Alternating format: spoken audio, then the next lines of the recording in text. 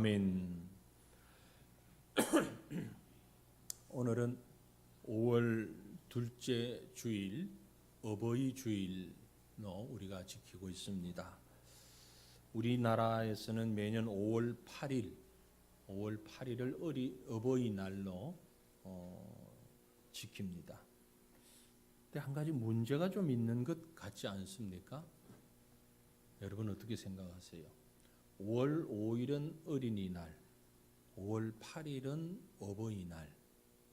근데 5월 5일은 공휴일이고 5월 8일은 공휴일이 아니에요. 어떻게 생각하세요? 둘 중에 하나를 공휴일로 해야 한다면 오히려 5월 8일을 공휴일을 해야 되는데 둘 다 하면 그야 싫어할 사람 별로 싫어하는 사람도 있을 수 있겠지만 아무튼 둘 중 하나를 공휴일로 한다면 5월 5일이 아니고 5월 8일이 공휴일이 되어야 마땅하지 않겠는가? 여러분 어떻게 생각하시는지 모르겠습니다. 혹시 다음번에 이 지역의 국회의원이나 대통령 투표할 때 누가 공약으로 5월 8일을 내가 공휴일로 하겠습니다. 이러면 제가 일단 플러스 10점부터 주고 한번 볼랍니다. 그게 맞을 것 같아요. 한국 교회가 5월 둘째 주일 대다수가 어버이 주일로 지키고 있습니다. 그런데 여러분 제가 예전에도 말씀을 드린 것 같은데 사실 우리나라가 지금 사회가 5월 5일 어린이날, 5월 8일 어버이날이라는 이 문화는 오래된 문화가 아니고요. 우리나라에 기독교가 들어와서 교회에서 먼저 시작한 기독교 문화가 사회적으로 확장돼 나간 새로운 문화입니다. 그 이전에는 교회가 들어오기 전에는 어버이날, 어린이날 이런 게 없었어요. 어버이날의 유래는 이렇습니다. 1907년, 지금부터 한 12년 됐네요. 112년 전 1907년에 미국의 안나 자비스라고 하는 여인이 본인의 어머니를 생각하고 추모하기 위해서 주일날 교회를 가면서 빨간 카네이션, 하얀 카네이션 꽃을 가지고 가서 성도들에게 나누어 주었어요. 본인의 어머니를 생각하면서 모든 성도들에게 꽃을 나눠 드렸어요. 그러다가 이것이 점차 미국 교회 안에 번져나가게 되었고 조금 한 7년 정도의 시간이 지난 다음 1914년도에 미국 28대 대통령인 토마스 우드로 윌슨이라는 분이 미국 전역에 5월 둘째 주일, 5월 둘째 일요일을 어머니 날로 정한다 공포를 하고 그날을 기념하게 된 것입니다. 그래서 미국에서는 지금도 5월 둘째 주일이 어머니 날입니다. 꽃을 달았는데요. 원래는 이 꽃은 우리 어르신들, 어머님들이, 아버님들이 다는 게 아니고 자녀들이 다는 겁니다. 자녀들이. 부모님이 살아계신 자녀는 빨간 걸 달고 돌아가신 부모님이 있는 자녀는 하얀 걸 답니다. 어르신들 이거 달면 무거워서 처져요. 그러니까 우리 젊은 사람들이 안 달려고 그러는데 그래서 할 수 없어 지금 어르신들이 달고 계시는 거예요. 부끄럽죠? 아닙니까? 본래는 자녀들이 다는 거란 말이에요. 그런데 이게 지금 많이 변화가 돼버렸어요. 뒤죽박죽 돼버린 이상한 이 문화가 돼버렸어요. 그런데 지금 전 세계적으로 어머니날 혹은 어버이날을 기념하고 지키는 나라는 169개 국가입니다. 169개국 거의 대부분의 나라가 어버이날, 어머니날을 지키고 있습니다. 그 중에서도 특별히 미국이나 일본, 중국, 벨기에, 쿠바, 독일, 핀란드, 케냐, 터키, 우간다, 스위스 이런 나라들은 다 5월 둘째 주일 날짜에 상관없이 5월 둘째 일요일 주일날 어머니날로 정하고 있습니다. 우리나라는 언제부터 했느냐? 우리나라는 기독교가 들어오고도 한참 지난 다음에 미국 교회의 영향으로 일부 일부 교회들만 5월 둘째 주일날 어머니 주일로 지키고 있었습니다. 그러다가 해방이 된 다음 전쟁이 끝나고 난 다음 1956년도에 비로소 어머니 날로 국무회의에서 결정을 했습니다. 1956년 5월 8일 우리나라는 어머니 날을 정하게 되고 1974년도에 이 날을 어버이날로 개칭을 하게 되어서 지금까지 오게 됐습니다. 불신자들 가운데는 아마 우리나라의 대부분 국민들이 어버이날, 어린이날이 교회에서부터 시작됐다라는 걸 잘 모르실 거예요. 그러면서 하는 말씀이 기독교는 불효하는 종교다 이러며 비판을 합니다. 이유는 뭐지요? 제사 안 지낸다고. 단지 그것 하나입니다.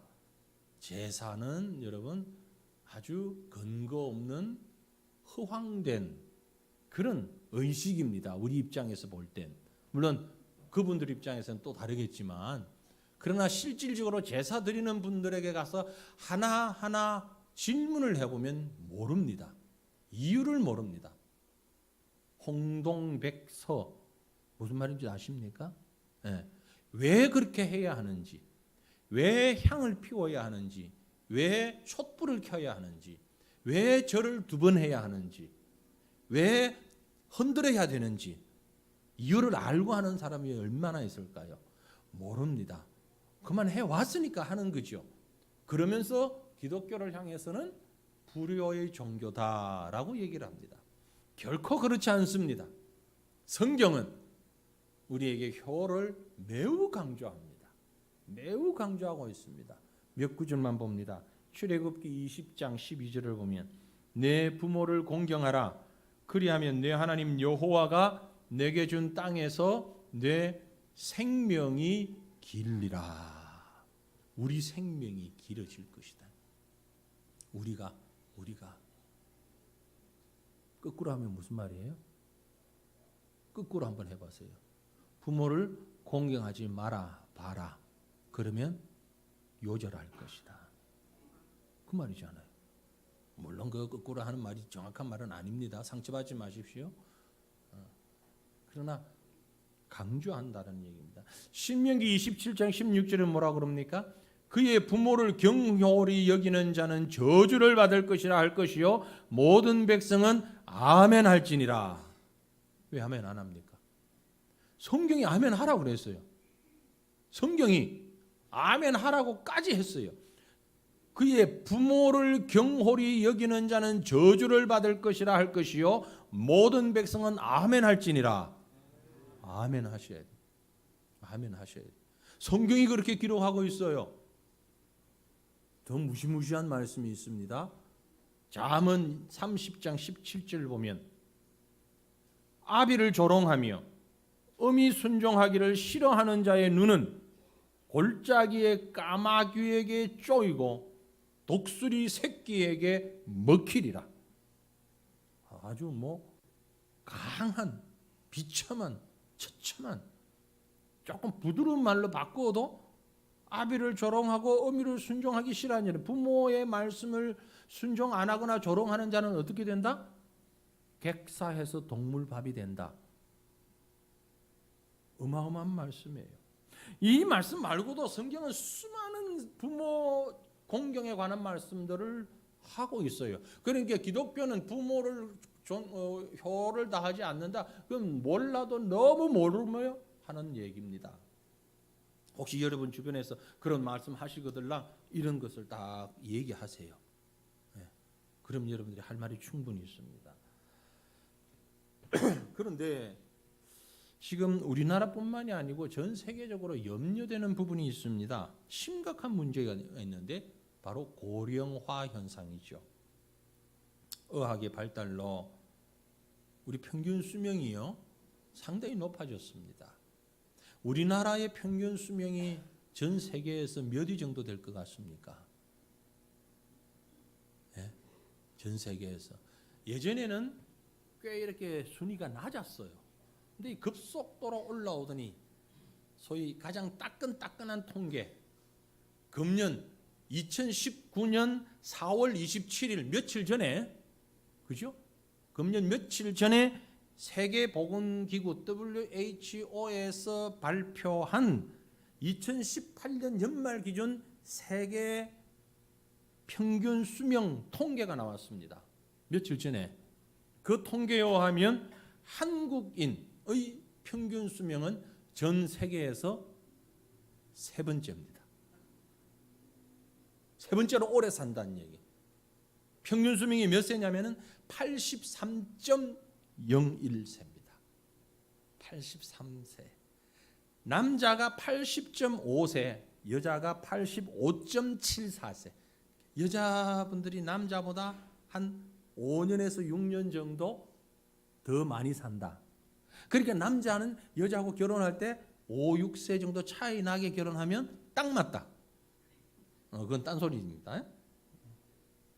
근데 그 문제는 OECD 국가 가운데에서 15세 이하의 연령과 그 이상의 연령의 비율로 봐서 15세 이하는 이제 태어나서 성장하고 있는 청소년, 그 이하, 비율적으로 노인이 많은, 가장 많은 나라가 일본이고 두 번째가 한국이에요. 근데 곧 이건 뒤집혀질 것 같습니다. 왜? 대한민국은 지금 우리 장로님 오늘 기도하실 때도 같이 해주셨는데 전 세계에서 출생률이 제일 낮은 국가입니다. 갑자기 그렇게 됐습니다. 얼마 전까지만 해도 뭐 몇 번째 그랬는데 이제는 대한민국이 출생률이 세계에서 최저입니다. 1 이하로 내려간 나라가 없는데 한국은 0.9 이하로 내려갔습니다. 0.96명으로. 심각한 문제입니다. 그래서 다른 통계를 한번 봤어요. 2040년도면 여러분 몇 살인지 생각 대충 머리에 그려지십니까? 지금부터 21년 후 제가 살아있을 가능성이 상당히 크다고 저는 생각하는데 아닐 수도 있지만 2040년이 되면 우리나라 사람의 평균 수명이 90세를 넘을 거라는 얘기예요. 90세. 그럼 저 뭘 생각했냐면요. 아찔한 생각이 들어요. 자, 90년을 산다고 생각해 봅시다. 보통 취업을 하거나 사업을 해서 돈을 버는 게 몇 살부터입니까? 30살이라고 봅시다. 은퇴를 몇 살쯤 하죠? 뭐 좀 늦게 하기도 하고 일찍 하기도 합니다만은 평균 60세로 보면 태어나서 30년 동안 돈 벌 준비하다가 그 다음에 30년 돈 벌어가지고 나머지 30년은 백수로 살면서 버텨야 된다는 얘기가 나와요. 복잡한 수학은 아니죠. 90년을 산다고 보면 그럼 결국 그 30년 경제 생활을 하는 인구가 아래 위 30년을 먹여 살려야 한다 이런 얘기가 되죠. 자녀를 낳아야 됩니까? 안 낳아야 됩니까? 지금 심각한 문제입니다.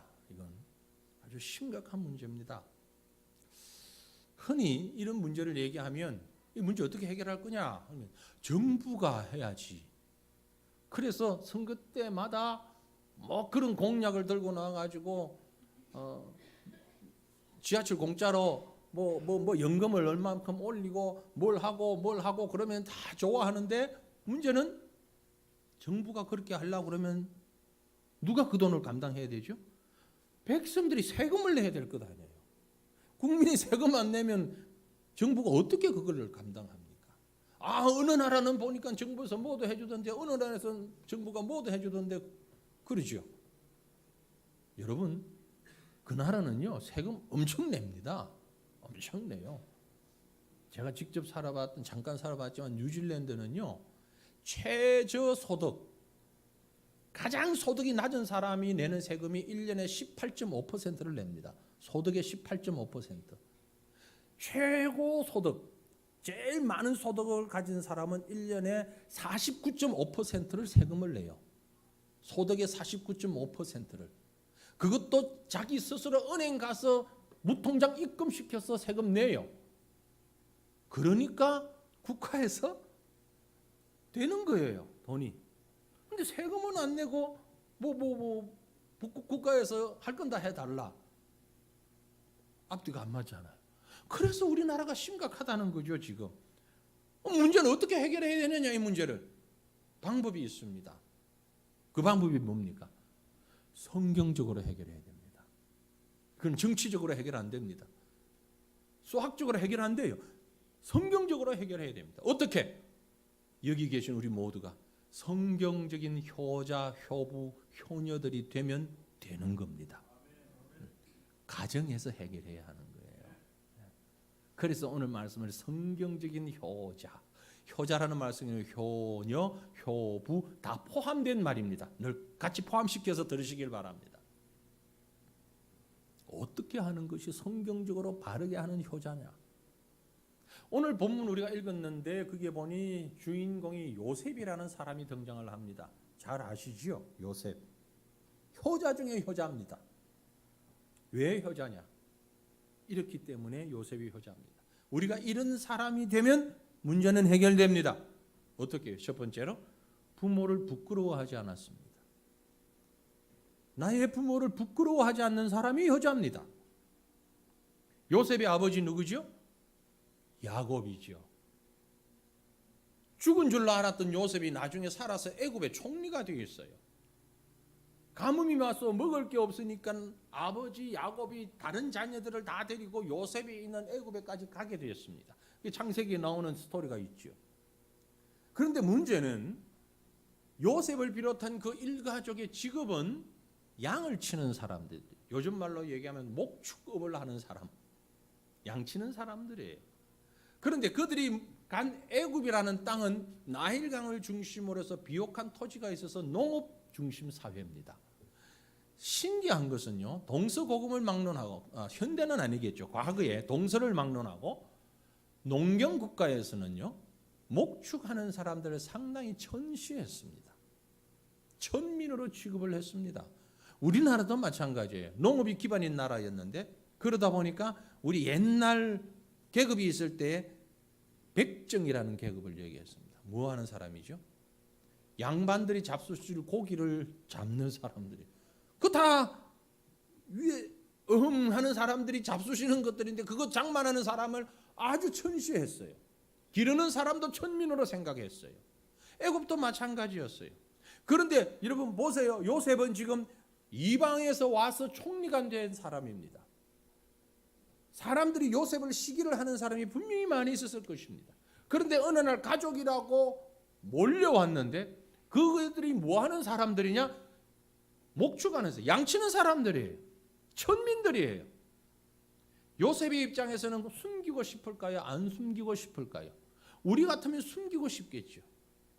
요셉은 그러지 않았습니다. 본문 말씀 7절에 보면 요셉이 자기 아버지 야곱을 인도하여 바로 앞에 서게 하니 야곱이 바로에게 축복했다고 했습니다. 바로는 애굽의 왕이에요. 왕 앞에까지 그대로 모시고 갑니다. 우리 아버님입니다. 그리고 거기에 나오는 대화를 보면은 뭐 하는 사람이냐? 목축하는 사람입니다. 양을 치는 사람입니다. 우리는 대대로 양을 치며 살아왔습니다. 떳떳하게 얘기합니다. 생각해 보세요. 요셉 입장에서는 자기 성장 배경이나 가족 배경이 드러나게 되면 애굽의 귀족들에게 무시당하고 업신여김을 당할 여지가 충분히 있어요. 더군다나 7년 동안 풍년 이후에 7년 흉년인데 2년 정도 지난 때 백성들이 돈을 주고 나라에서 곡식을 사 먹어야 되는 그런 상황일 때입니다. 하지만 요셉은 어떤 상황이든 간에 아무 염려, 부끄러움 없이 가족을 소개하고 아버지를 소개하는 장면을 봅니다. 그 아버지 야곱이 오히려 왕인 바로를 축복하고 나왔다라고 얘기했습니다. 여러분, 우리 부모님의 세대가 어떻습니까? 역사상 아주 격변의 시대를 살아오셨습니다.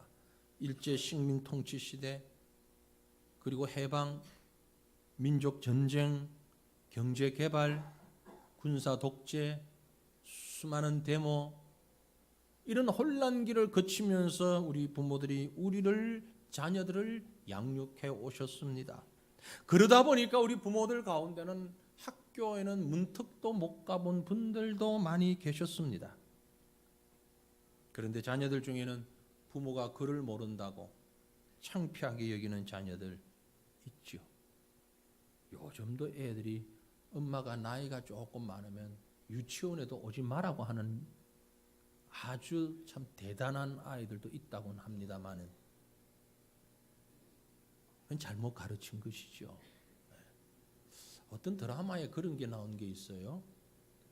어느 어머니가 아들을 유학 보내느라고 너무너무 고생스럽게 일을 해서 유학을 보냈고 아들이 유학을 잘 끝내고 성공적으로 귀국해서 좋은 직장에 취직을 했고 그 어머니는 있는 자산을 다 팔아가지고 아들에게 근맞는 새 집을 장만해 줬어요. 집들이를 하는 날 어머니가 일찍 가서 정리정돈하고 음식하고 청소 다 하고 준비를 해놨는데 아들과 그 직장 동료들이 들어옵니다. 아들이 먼저 뛰어들어오더니 어머니에게 어머니 빨리 저 방으로 좀 들어가세요. 방에 들어가게 하고서 절대 나오지 마세요. 창피하게 어머니 나오지 마세요. 안에만 계세요. 없는 척하고 계세요. 그러니까 이 어머니는 방에서 꿈쩍도 못하고 계시다가 기침이 나니까 이불을 뒤집어 쓰고 기침을 하는 그런 장면들이 드라마에 나와요. 내 체면 때문에 부모를 창피스럽게 여기는 자 혹시 여기 계십니까? 부모의 초라한 몰골, 부모의 초라한 직업, 그게 부끄럽다면 그러면 우리는 누굽니까? 나는 누굽니까? 누구 때문에 부모는 그 초라한 모습을 면치 못하고 사셨습니까? 누구 때문에 그 환경을 벗어나지는 못하셨습니까? 부모를 창피하게 여기는 자는 자신을 창피스럽게 여겨야 합니다. 더 나아가서 그 부모를 만나게 하신 하나님을 창피하게 여기는 자입니다. 그런 자녀에게 어떻게 하나님이 복을 주실 수 있겠습니까? 요셉이 하나님 앞에 쓰임받고 애굽의 총리로 쓰임받게 된 이유는 여러 가지 있습니다. 그러나 하나님께서 그를 형통케 하셨어요. 하나님께서. 성경이 약속하였습니다. 에베소서 6장 2절로 3절 말씀입니다. 우리 다 같이 읽겠습니다. 내 아버지와 어머니를 공경하라. 이것은 약속이 있는 첫 계명이니 이로써 내가 잘되고 땅에서 장수하리라. 아멘. 어머니와 아버지를 공경하라. 이것이 약속 있는 첫 계명이고 땅에서 잘되고 장수할 것이다. 부모 공경치 않는다면 하는 일마다 안 되고 망하고 일찍 죽게 될 거다. 그 말이잖아요. 여러분이요, 여러분 보기에 부모가 부족한 것이 많고 배운 게 없고 볼품 없어도 하나님이 맺어주신 부모님입니다. 우리를 위해 피눈물 흘리신 분들입니다. 부끄러워하지 마시고 오히려 자랑스러워 하시기를 바랍니다. 그게 효도입니다. 그게 효도입니다. 다른 사람이 우리 부모를 무시해도, 다른 사람이 우리 부모를 인정하지 않아도 나만큼은 내 부모가 세상에서 가장 자랑스러운 사람이 되어야 하는 것입니다. 내 생명이 바로 그곳에서부터 나왔기 때문에 그러한 것입니다. 요셉은 그런 사람이었어요. 그게 성경적인 효자입니다. 두 번째 성경적인 효자는 형제들과 화목한 사람입니다. 여러분 요셉을 한번 보세요. 요셉은요, 형들로부터 과거에 정말 엄청난 상처를 받은 사람입니다. 여기 앉아 계신 분들 가운데 혹 형제간에 어떤 문제가 있는 분도 계실 수 있겠습니다만 요셉만큼은 아닐 겁니다. 요셉이 어릴 때 형들이 요셉을 인신매매범에게 팔았어요. 예? 형들이 단합해서 동생을 외국 인신매매범에게 팔아버리고 아버지에게 가서는 요셉이 죽었다고 거짓말했어요. 그리고 한참의 시간이 지났어요. 그런 형제들이 어디 있습니까, 세상? 이 정도면 거의 톱 아닙니까? 요셉 입장에서는 어땠습니까? 그런데 그 요셉이 하나님의 인도로 애굽에서 총리가 됐어요. 요셉 입장에서 형들에게 용서할 수 있겠어요? 그걸? 그걸 가만히 둬요? 형들을 어떻게 해? 그런데 22년 후에 그 형들이 지금 요셉 앞에 나타났어요. 요셉이 뭐라고 얘기합니까? 그 형들을 향해서. 창세기 45장 5절입니다. 당신들이 나를 이곳에 팔았다고 해서 근심하지 마소서. 한탄하지 마소서. 하나님이 생명을 구원하시려고 나를 당신들보다 먼저 보내셨나이다. 그리고 오늘 본문에 보면 본문 11절에 요셉이 바로의 명령대로 그의 아버지와 형들에게 거주할 곳을 주되 애굽의 좋은 땅 람셋을 그들에게 주어 소유를 삼게 했다. 소유를 삼게 했다. 완전히 그 등기 이전 해가지고 자기 것 되게 했다. 야, 얼마나 대단합니까? 아니 그 형들이 요셉에게 와서 우리 잘못했다. 20년 전에 22년 전에 우리 정말 생각이 짧았다. 사과한 적이 있습니까? 없잖아요. 없잖아요. 그럼에도 불구하고 요셉은 형들을 다 용서했어요. 뿐만이 아니고 그 형들과 함께 지내며 형들을 위해서 필요한 것들을 공급했어요. 왜요? 어떻게 그럴 수 있습니까? 하나님이 생명을 구원하시려고 당신들보다 앞서서 나를 먼저 여기 보내셨습니다. 하나님의 섭리를 알았기 때문에 그렇습니다. 사랑하는 성도 여러분, 이것이 효도입니다. 형제 간에 화목하는 것이 효도예요. 여러분 부모 입장에서 한번 생각해 보세요. 부모가 가장 고통스러운 건 자식들끼리 서로 싸우는 겁니다. 원수지간 되어 사는 거예요.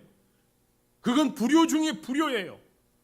형제들끼리 반목하고 사는 것, 형제를 사랑하고 용서하고 우애하는 것, 효도 중에 효도입니다. 요셉의 과거를 근거로 생각한다면 얼마든지 형들을 심판할 수도 있습니다. 그럴 만한 이유도 있고 그럴 만한 힘도 있었어요. 그럼에도 불구하고 그러지 않았습니다. 오늘 이 시간 여러분 어떻습니까? 혹시 지금 형제간에 불편한 사람은 여기 없습니까? 유산 문제로, 물질 문제로, 오고 가는 말 한마디 문제로, 자녀들 문제 때문에, 예의 문제로, 이런저런 문제로 불화하는 상황에 있지 않습니까? 만약 그렇다면 그 모습을 보고 계시는 하나님 앞에서, 부모 앞에서 해결하시기를 바랍니다. 오늘 해결하시기를 바랍니다. 부모님이 이 세상에 계시지 않는다 할지라도 마찬가지입니다. 형제간의 불화는 엄청난 불효입니다. 형제는 세상에 올 때에 어머니의 모태를 같이 사용했습니다. 세상에 그보다 더 가까운 사이가 어디 있습니까? 같은 학교에서 공부했다면서 그렇게 친하다면서요. 같은 고향에서 태어났다고 그렇게 친하다면서요. 같은 모태에서 나왔는데 왜 함께 잘 지내질 못합니까? 부모님 앞에서 최고의 효도는 형제 사랑입니다. 이 시간 주님 앞에서 모든 죄를 고백하며 형제 우애를 새롭게 결단하실 수 있기를 주님 이름으로 축원합니다. 다시 본문에 돌아갑니다. 세 번째로 성경적인 효자는 어떤 사람이냐? 연로하신 부모님을 잘 복양하는 자입니다. 복음서에 보면 예수님이 십자가에서 돌아가실 때에도 제자 요한에게 어머니를 부탁하는 장면이 나옵니다. 하나님의 아들이 육신을 입고 오셨지만 육신의 어머니인 마리아를 부탁하는 그런 장면이죠. 하물며 우리는 어떻게 하고 있습니까? 요셉은 이런 말로 표현하기 어려운 고난과 역경을 지나온 생을 살았습니다. 사실 가족들 어쩌면 우리 가운데 많은 사람들 그런 생각을 할 수 있을지 모릅니다. 어쩌면 내가 요셉 입장이라면 가족 생각하기도 싫다. 나는 가족 없다. 그러고 자수성가했을는지도 모릅니다. 그러나 욥이 애굽의 총리가 된 이후에 어떻게 했습니까?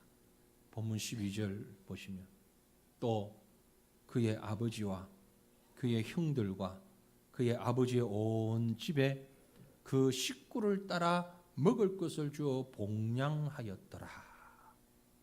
과거 우리 성경에 보면 공궤하였더라. 복량이라는 말이 좀 어려운 말이죠. 다른 성경에 보면 부양이라는 말로도 있습니다. 지금 괄호 안에 영어를 적었는데 이 영어는 NIV, 영어 성경 여러 버전이 있잖아요. 많이 쓰는 현대 버전인데 원문에 가장 가깝게 번역한 것이 킹 제임스 버전입니다. 킹 제임스 버전, NIV에 보면은 provided라고 했는데 킹 제임스 버전을 보니까 nourish라고 했어요. nourish. 이 말은 그대로 번역하면 공급한다.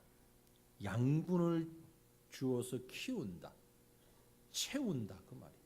마치 부모가 아이를 양육하는 것 같은 상황을 말하는 겁니다. 자녀가 부모를 복양한다라는 것은 부모의 생활에 필요한 것을 책임지고 아이를 키우는 것처럼 부모를 모시는 것을 얘기하고 있다라는 것입니다. 좀 더 구체적인 것을 한번 생각해 봅니다. 어떻게 해야 하는가?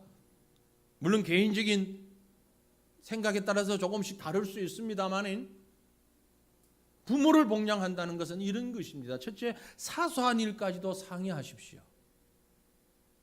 노인 상담소에 와서 상담하는 분들의 가장 많은 고민거리가 뭐냐면은 외로움이랍니다. 고독함이랍니다. 왜? 자녀들이 도대체 의논을 안 한다는 거죠. 우리 아들이 우리 딸이 직장에서 무슨 일을 하는지 물어보면 몰라도 돼요. 애는 잘 크냐? 잘 크고 있어요. 학교 잘 적응해. 아이 괜찮아요. 신경 쓰지 말아요. 다 하고 있어요. 그게 효도 아닙니다.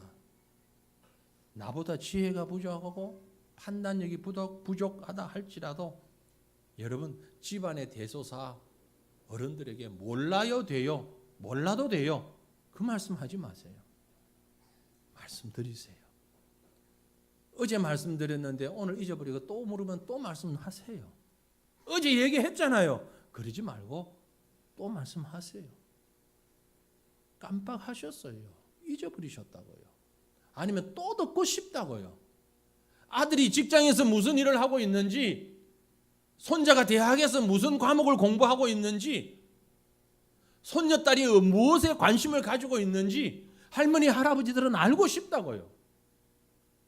그걸 얘기하는 것이 효도입니다. 효도입니다. 그게 효자입니다. 사소한 일도 의논하시기를 바랍니다. 말씀드리시기를 바랍니다. 두 번째, 경제적으로 어렵지 않도록 하라는 것입니다. 복양하라 하는 것은 아까도 말씀드렸죠. 30년 생각하면 국가가 다 감당 못합니다. 제가 5월 달이 되면 설교하기가 참 어렵고 힘이 듭니다. 왜냐하면 제가 못하고 있으니까. 내가 뭐라도 좀 하면서 얘기를 해야 이 설교가 그래도 힘이 있는데 제가 제대로 못해가지고 참 힘들게 나도 못하니까 여러분 뭐 잘 못하시죠. 그러나 하기 위해서 애를 쓰자는 얘기입니다. 애를 쓰자는 얘기. 부모님들 가운데는 사실 자녀보다 더 경제력이 나은 분도 많이 계시고요. 뭐 그런 분들이야 무슨 문제가 있겠습니까? 그러나 그렇지 못한 분들도 있잖아요. 경제적으로 도움을 드려야죠. 어떤 분이 그런 얘기를 합니다. 저는 그걸 아주 100% 찬동하고 제가 그 말을 듣는 순간 이후부터 실천하려고 지금까지 애를 쓰는데 선교사로 나가 있다가 들어와서부터서는 제가 계속해서 지금까지 하고 있는 것이 부모님에게 내가 하나님 앞에 드리는 11조만큼은 부모님께 드려야 되겠다. 그 생각을 하고 다 못해요. 조금씩 모자라면 어떻게 다른 방법으로 또 해서 도와드려야 돼요. 나를 위해서 평생을 헌신하신 분이니까. 여러분 경제적으로 뭐 어려우면 어쩔 수가 없어요. 못할 수 있어요. 그러나 우리 마음의 중심은 그런 마음을 가지자는 얘기예요. 세 번째는 부모님의 건강에 신경을 쓰자라는 거죠. 대부분 노인들이 각종 질병에 노출되어 있습니다. 연세가 많아지면 체력이 약해지고요. 그래서 잦은 질병에 어쩔 수 없는 경우가 많이 생깁니다. 그런데 이 어르신들은 또 병원에 안 가시려고 그럽니다. 네.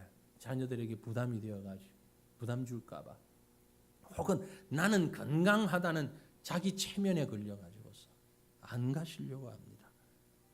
저도 제일 못하는 것 중에 하나가 이건데, 자주 문안 드리고 인사도 드리고 안 되면 전화도 드리고 그래야 되는데 못하거든요. 그래서 좀 하십시다. 저도 오늘 다 끝나고 집에 가서 전화 드리랍니다. 오늘 내가 얘기했으니까. 지난주일도 갔다 오긴 했지만 5월 8일날 못 갈 것 같아. 지난주일 저녁에 갔다 와서 뵙고 식사하고 왔는데, 자주 좀 해야 되는데 우리가 잘 못하잖아요. 자기 삶에 바빠가지고. 우리 마음에 다짐하십시다. 용서하십시오. 잘 못했습니다. 앞으로 잘하겠습니다. 여러분, 잊지 마십시오. 우리도 곧 노년이 됩니다. 곧 노년 됩니다. 금방입니다. 제가 새과천교회 담임으로 온 것이 지금 11년 됐는데요. 11년 전에는 아이들이 전부 저보고 아저씨 그랬어요. 지금은 누구도 아저씨라고 안 하고 다 할아버지 그래요. 11년 전에 머리가 새까맸잖아요. 지금은 허옇잖아요. 지금은 아저씨 그러는 애가 아무도 없어요. 여러분하고 여러분 부모님하고 나이 차가 몇 살 나는지 한번 생각해 보세요. 바로 그만큼의 횟수가 지나면 여러분은 지금 부모님의 모습과 똑같아진다는 얘기예요. 제가 저희 어머님하고 더블 띠동갑이에요. 빨리 안 와닿습니까? 더블 띠동갑이라는 말이 24년 차이라는 얘기예요. 24년 뒤에 똑같은 모습 되잖아요. 똑같은 모습. 금방입니다. 순식간에 지나가는 거예요. 신방을 하다 보니까 부모님들이 이구동성으로 걱정하는 게 있습니다. 나이가 찬 아들, 딸들이 결혼하기를 미룬다는 거죠. 부모는 급한데 얘기하면 얘는 아직 멀었어요. 그런데 아니 나이 40이 다 돼가는데 아직 멀었어요. 그런데 도대체 언제냐고. 참 우리의 심각한 문제잖아요. 우리도 금방입니다. 그러니 우리가 최선을 다하여서 마지막으로요, 더 중요한 게 있습니다. 내 부모가, 우리 자녀가 복음을 통하여 구원 얻고 영생을 누리도록 하는 게 최선의 효도입니다. 믿음으로 천국에 이르도록 하는 것이 최선의 효도입니다.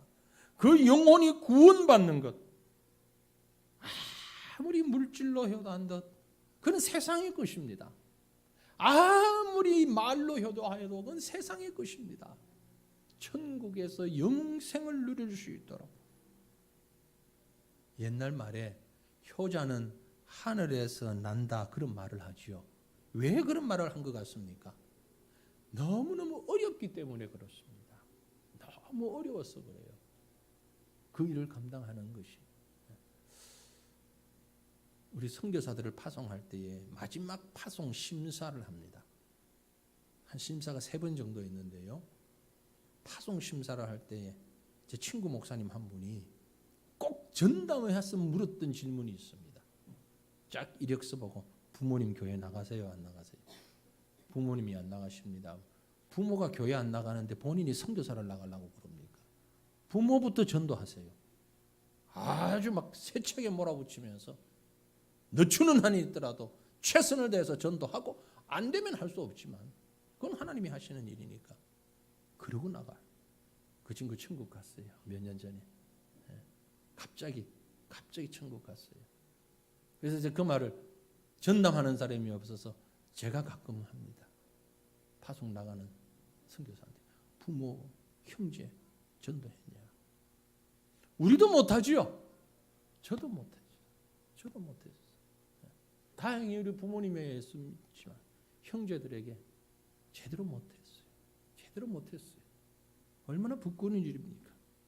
그렇게 귀하다면서, 그렇게 중요하다면서 이 복음을 증거하지 않고 무슨 효도를 한다고? 우리 시간 하나님 앞에서 회개하는 심령으로 최선을 다하여서 눈물로 호소해서라도 이 복음을 증거하십시다. 그리고 교회 나가실 수 있도록 적극적으로 도와드려야 합니다. 그 다음은 성령께서 하시는 거예요. 선택받지 못한 영혼이라면 어쩔 수 없어요. 그건 우리가 할 수 있는 거 아닙니다. 그러나 우리가 할 수 있는 최선 하나님께 맡기는 것이죠. 그의 아버지와 그의 형들과 그의 아버지의 온 집의 식구들, 그 식구를 따라 먹을 것을 주며 봉양하였더라. 사랑하는 성도들이여, 오늘 이제 말씀을 맺습니다. 하나님 앞에서 효자 효녀로 최선을 다하여 사는 것, 그것만이 문제를 해결할 수 있고, 그것만이 우리를 주님 앞에 바로 서게 할 수 있고, 이 땅을 온전하게 평화 가운데 유지할 수 있는 것이라는 사실을 기억하시길 바랍니다. 그리고 하나님 앞에서 효자 효녀로서 아직 부모님이 계신다면 최선을 다하여서, 지금 부모님이 이 땅을 떠나시고 안 계신다면 하나님이 영적인 부모로 묶어주신 교회 안에서, 우리 교회 안에서 어르신들을 잘 대접하는 분들 몇 분 계십니다. 정말 잘하십니다. 피부치가 아님에도 불구하고 믿음의 부모로서 섬기고 공경하고 대접하고 이러시는 분들이 너무너무 감사합니다. 믿음의 형제, 믿음의 가족으로서 지금 이 땅에 육신의 부모가 안 계시다면 믿음의 부모님들을 그렇게 모시면서 정말 교회가 앞장서서 하나님 앞에서 효자 효녀로서의 최선을 다하는 저와 여러분, 안 되지만 해보는 저와 여러분이 될 수 있기를 주님의 이름으로 부탁드립니다. 같이 기도하십시다. 우리 시간에 함께 통성으로 기도할 때요,